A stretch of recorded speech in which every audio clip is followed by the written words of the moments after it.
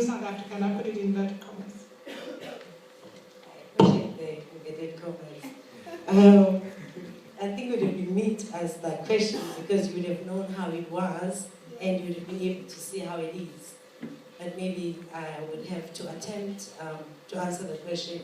Well, I think what could have been again is that of we have been allowed, inverted commas, because there's so much controversy in our country, especially with the SABC not covering violent protests recently.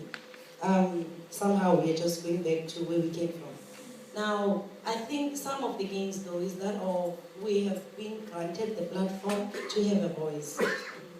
You all were protesting that your children should have equal opportunities as those of white, counter-white, and some of those in practice meant that my child should be able to go to the same school as a white child, whilst we still have that, but then there are levels.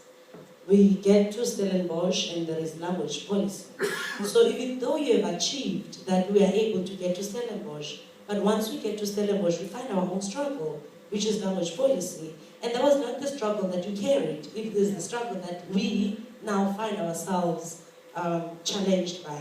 So I think it's a struggle that has continued but in a different form. So it's like you've created for us platforms where our voices may be heard. I'm not certain that they are really being heard. #Leicester. So we still are arguing that we need to be listened to. But I think at least you have been able to create an environment that in a way allows us to challenge the status quo. Whereas from where you come from, to even challenge the status quo is a problem. So I would assume that would be some of the achievements. Okay. Well,